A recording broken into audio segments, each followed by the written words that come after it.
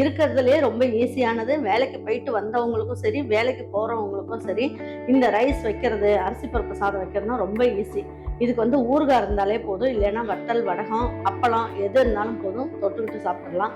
ரொம்ப டேஸ்டா இருக்கும். இது குழம்போ ரசமோ எதுவுமே தேவையில்லை. இது ஒன்று இருந்தாலே போதும், எல்லாரும் நிம்மதியாக சாப்பிட்டுட்டு ஃபுல்ஃபில் ஆயிடுவாங்க. வாங்க இது எப்படி செய்யலாம் அப்படிங்கிறத வீடியோக்குள்ளே போய் பார்ப்போம். நம்ம ஈரோடு அம்மாச்சி மசாலா வகைகள் எல்லாமே ஃபர்ஸ்ட் குவாலிட்டி இன்க்ரீடியன்ட்ஸ் தான் பயன்படுத்துகிறோம்.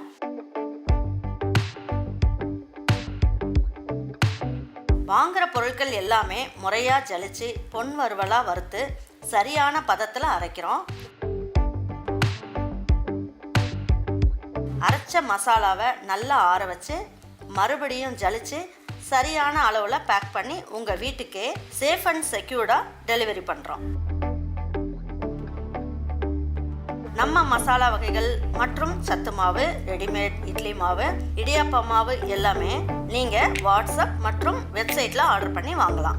இதில் ரொம்ப முக்கியமான விஷயம், இது full and full pure homemade masala. நம்ம எல்லாருக்குமே ஆரோக்கியம் தானேங்க முக்கியம். 15 பல்லு பூண்டு, இதெல்லாம் ஒவ்வொன்றும் சின்னதாகவும் பெருசாகவும் இருக்குது அப்படிங்கிறதுனால நான் இந்த அளவுக்கு எடுத்திருக்கேன். ஒரு 15 to 20 பல்லு பூண்டு எடுத்துக்கோங்க. இது வந்து ரொம்ப நல்ல வாசனையாக சூப்பராக இருக்கும். இதில் ஒரே ஒரு காஞ்ச மிளகாய் எடுத்துக்கலாம்.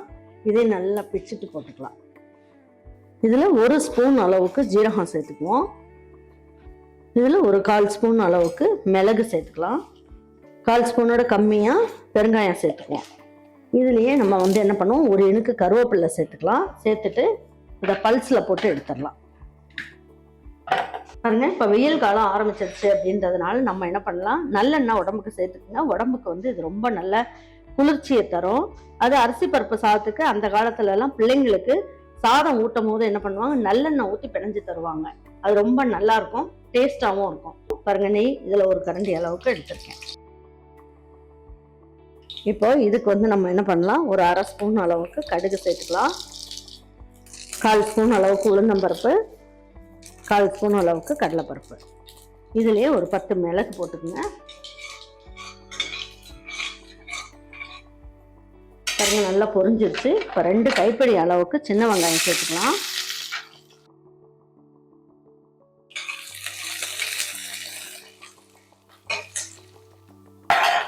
பாருங்க, இதுலயே வந்து ஒரு காஞ்ச மிளகாய் அரைக்க போட்டுட்டோம். ஒரு காஞ்ச மிளகாயை 3ஆ பிச்சுட்டு போட்டோம்.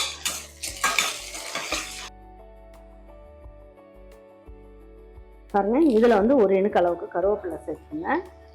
கொஞ்சமா மல்லி இலை.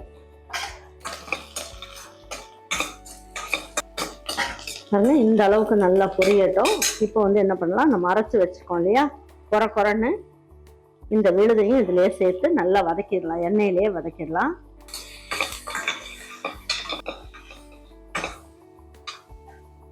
ஒரு சிட்டிகை அளவுக்கு மஞ்சள் தூள் சேர்த்துக்கலாம். தேவையான அளவுக்கு உப்பு.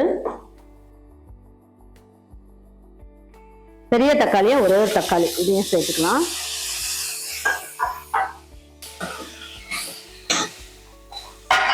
பாருங்க, அரிசி அப்படின்னு எடுத்துட்டீங்கன்னா நான் சாப்பாட்டு அரிசி, புழுங்கல் அரிசி தான் 1 டம்ளர் அளவுக்கு எடுத்தேன்.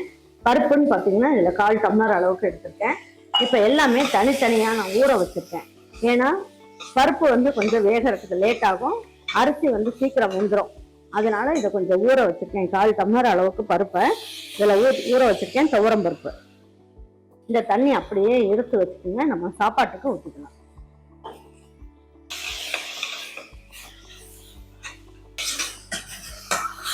பருப்பை போட்டு நல்லா இந்த அளவுக்கு நல்லா ஒரு வாட்டி வதக்கி விட்டுட்டு அரிசியை மட்டும் சேர்த்துக்கலாம். இது புழுங்கல் அரிசி தான், பொன்னி புழுங்கல் அரிசி.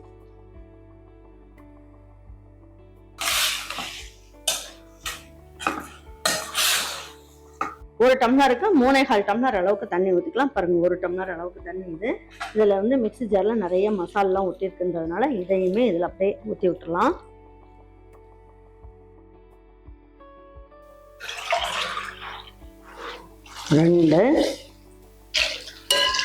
பாருங்க, 3.25 டம்ளர் அளவுக்கு தண்ணி சேர்த்தாச்சு.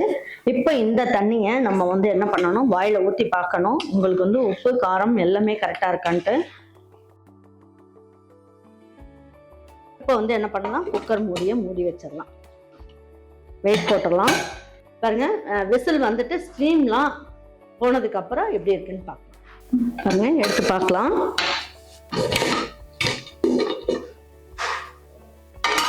பாருங்க, சூப்பரான அரிசி பருப்பு சாதம் நல்ல ஜம்முன்னு ரெடி ஆயிடுச்சு. இப்போ நல்லா மல்லி இலையும் தூவி விட்டுடலாம். நல்லா நெய் வந்து நல்ல ஒரு ஸ்பூன் அளவுக்கு ஊற்றிக்கலாம். இது வந்து நல்ல ஒரு டேஸ்ட் கொடுக்கும். நல்லா அடி பிடிக்காமல் வரணும்னா இந்த மாதிரி நீங்கள் மெஷர்மெண்ட்டில் தண்ணி ஊற்றி செய்யுங்க, ரொம்ப நல்லாயிருக்கும். குழம்பு ரசமே வைக்க வேண்டாம், ரொம்ப டேஸ்ட்டாக இருக்கும். இதுக்கு தொட்டுக்கிறதுக்கு ஊறுகாவோ அப்படியே வத்தலோ இல்லைன்னா வந்து மிளகு அப்பளம் இந்த மாதிரிலாம் பொரிச்சு வச்சுக்கோங்க, வேறு லெவலில் இருக்கும். கண்டிப்பாக உங்கள் வீட்டில் இருக்கவங்களுக்கு ட்ரை பண்ணி பார்த்துட்டு அவங்களுக்குலாம் பிடிச்சிருந்ததுன்னா லைக் பண்ணுங்கள், ஷேர் பண்ணுங்கள், சப்ஸ்கிரைப் பண்ணுங்கள், மறந்துடாமல் கமெண்ட்ஸ் பண்ணுங்கள். தேங்க்யூ ஃபார் வாட்சிங் ஈரோடு அம்மாச்சி சமையல். தேங்க்யூ.